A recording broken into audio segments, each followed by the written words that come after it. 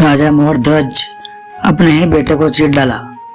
महाभारत युद्ध की समाप्ति के बाद अर्जुन को वहम हो गया था कि वो श्री कृष्ण के सर्वश्रेष्ठ भक्त हैं। अर्जुन सोचते कि कन्हैया ने मेरा रथ चलाया, मेरे साथ रहे, इसलिए मैं भगवान का सर्वश्रेष्ठ भक्त हूँ। अर्जुन को क्या पता था कि वो केवल भगवान के धर्म की स्थापना का जरिया था। फिर भगवान ने उसका गर्व तोड़ने के लिए उसे एक परीक्षा का गवाह बनाने के लिए अपने साथ ले गए। श्री कृष्ण और अर्जुन ने साधु का वेश बनाया और वन से एक शेर पकड़ा और पहुंच जाते हैं भगवान विष्णु के परम भक्त राजा मोरध्वज के द्वार पर।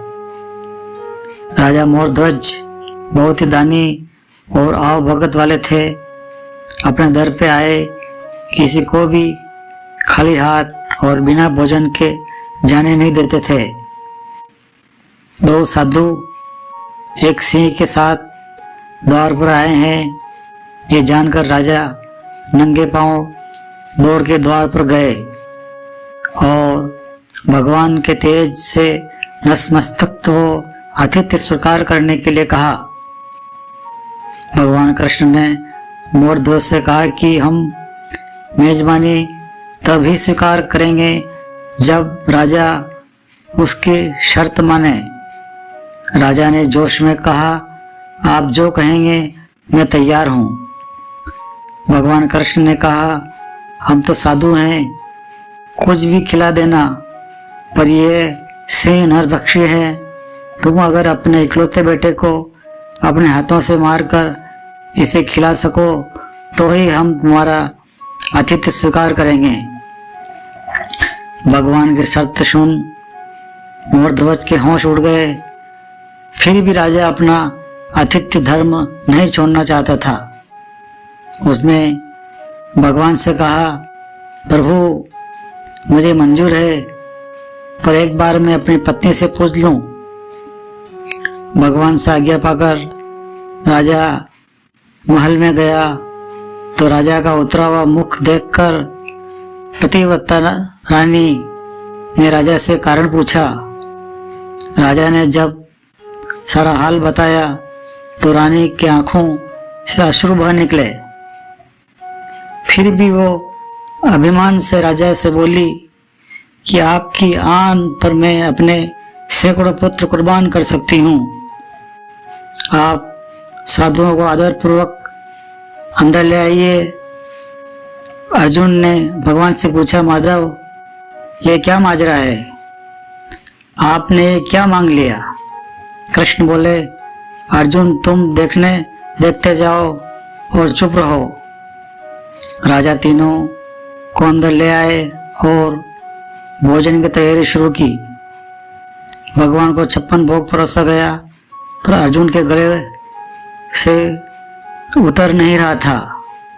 राजा ने स्वयं जाकर पुत्र को तैयार किया। वो भी माता पिता का भक्त था। उसने भी हंसते हंसते अपने प्राण दे दिए, परंतु उफ न की। राजा रानी ने अपने हाथों से आरी लेकर पुत्र के 2 टुकड़े किए और सिंह को परोस दिया। भगवान ने भोजन ग्रहण किया, पर जब रानी ने पुत्र का आधा शरीर देखा तो आंसू रोक न पाई। भगवान इस बात पर गुस्सा हो गए कि लड़के का एक फाड़ कैसे बच गया। भगवान रुष्ट होकर जाने लगे तो राजा रानी रोकने की मिन्नतें करने लगी। अर्जुन को एहसास हो गया था कि भगवान मेरे ही गर्व को तोड़ने के लिए ये सब कर रहे हैं। वो स्वयं भगवान के पैरों में गिरकर विनती करने लगा और कहने लगा कि आपने मेरे झूठे मान को तोड़ दिया है। राजा रानी के बेटे को उनके ही हाथों से मरवा दिया और अब रूठ के जा रहे हो, ये उचित नहीं है। प्रभु मुझे माफ करो और भक्त का कल्याण करो। तब केशव ने अर्जुन का घमंड, टूटा जान रानी से कहा कि वो अपने पुत्र को आवाज दें। रानी ने सोचा, पुत्र तो मर चुका है, अब इसका क्या मतलब। पर साधुओं की आज्ञा मानकर उसने पुत्र ताम्रध्वज को आवाज लगाई। कुछ क्षणों में चमत्कार हो गया। मृत ताम्रध्वज, जिसका शरीर शेर ने खा लिया था, वो हंसते हुए आकर अपनी मां से लिपट गया। भगवान ने मोरध्वज और रानी को अपने विराट रूप का दर्शन कराया। पूरे दरबार में वासुदेव कृष्ण की जय जयकार गूंजने लगी। भगवान के दर्शन पाकर अपनी भक्ति सार्थक मान मोरध्वज के आगे बढ़ आई और वो बुरी तरह बिलखने लगे। भगवान ने वरदान मांगने को कहा तो राजा रानी ने कहा, भगवान एक ही वर दो कि अपने भक्त की ऐसी कठोर परीक्षा न लें जैसी आपने हमारे लिए है। तथास्तु कहकर भगवान ने उसको आशीर्वाद दिया और पूरे परिवार को मोक्ष दिया। यह दृश्य देखकर अर्जुन उस महादानी राजा मोरध्वज के पैरों में गिर गए और इस तरह अर्जुन का अहंकार नष्ट हो गया। दोस्तों, स्टोरी पढ़ने और सुनने के लिए धन्यवाद। पसंद आई हो तो शेयर करें, लाइक करें और कमेंट करें और चैनल पर नए हो तो सब्सक्राइब करें और हमारे लेटेस्ट वीडियो देखने के लिए बेल आइकन की घंटी जरूर प्रेस करें। श्री शिवाय नमस्तुम। जय श्री कृष्ण। राधे राधे। मिलते हैं एक और नए वीडियो में। तब तक जय हिंद।